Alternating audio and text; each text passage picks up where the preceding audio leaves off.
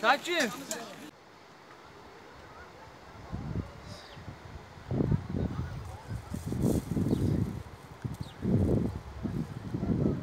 Seferberlikten beri bugüne kadar bu sürekli köylülerle Oruç Ramazan çıkarıyoruz.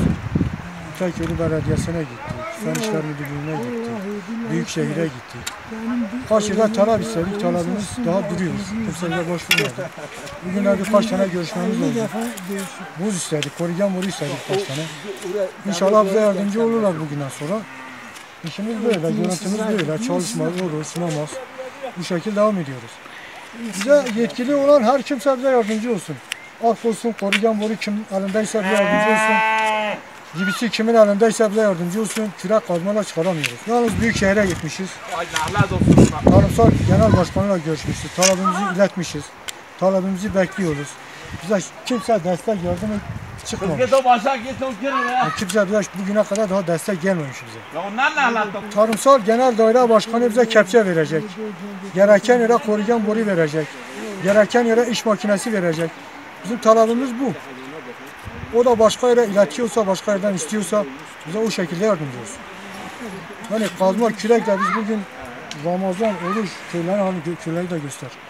Köylerin halini görüyorsun. Kazma kürekle gelmişiz bu şekil. Ne yaptılar?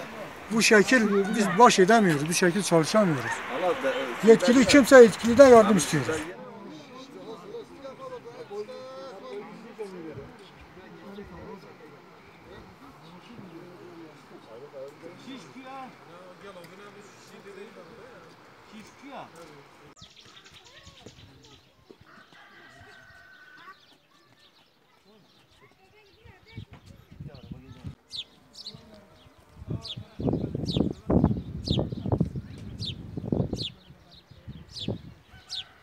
Bizim dedelerimiz de kürekle çıkarıyordu. Biz de çıkarıyoruz. Kürekle çıkarmak zorunda kalıyoruz. Bizim burada devletimizin herhangi bir katkısı olmayacak mı? Biz bunu nerelere müracaat edelim? Ne yapmamız gerekiyor? Bilmiyoruz. Biz nereye gittik herhangi bir sonuç alamadık. Herkes kapımızın önüne buz atın. Arkı buradan geçirmeyiz. Çocuğumuz düşecek. Onlar da bir yerde haklı ama yıllardır bu arkın geçmiş olduğu ark yani bunu değişme gibi bir imkanımız yok. 60-70 senedir benim hatırladığım çıkarılıyor. Mutlaka vardır çözümsüz. Türkiye'nin her tarafına altyapı yapılıyor. Biz buraya bir sulama kanalı istiyoruz. Yani bunu herkes yollaşıyor. Seçimler geliyor, seçimlerde vaatler var. Seçim bitiyor, herkes unuttu gitti. Bu yine kaldı Kıratlı köyü halkının üzerine kürekle çıkarma. Normalde mübarek bir bitene kadar daha halkın davası biter. Tamam mı Allah? Tamam ama.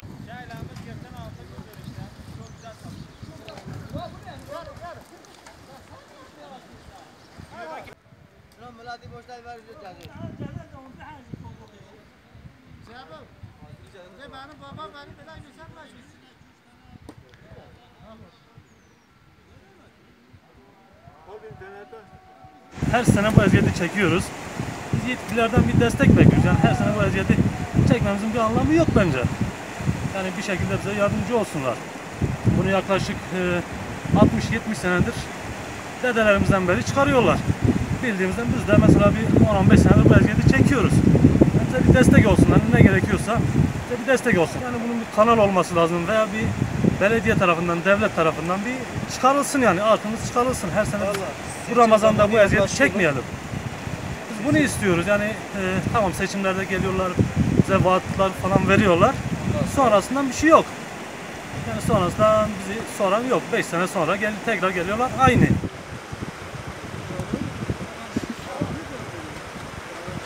Trafikte var ya, bana trafik baksana önce beraber vurup.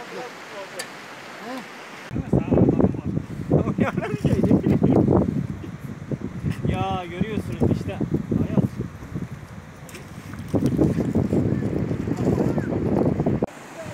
Ya herhalde.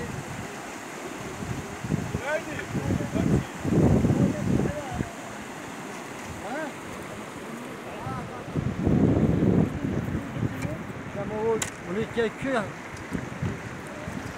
Ne olacak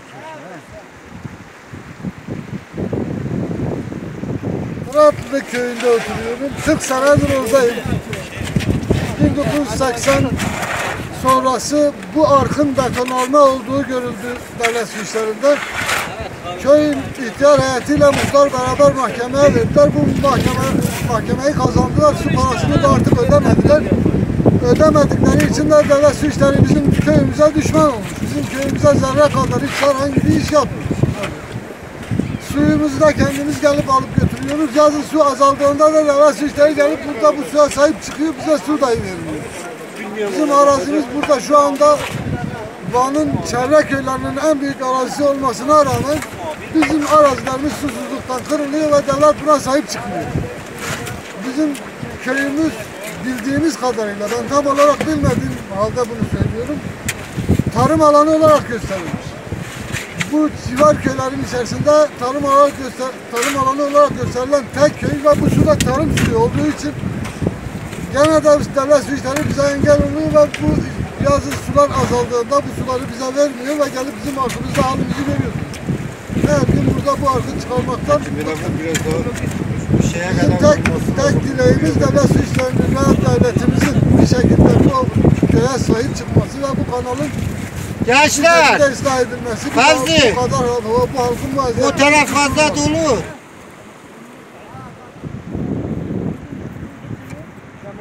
Bunu çekiyor. Ne olacak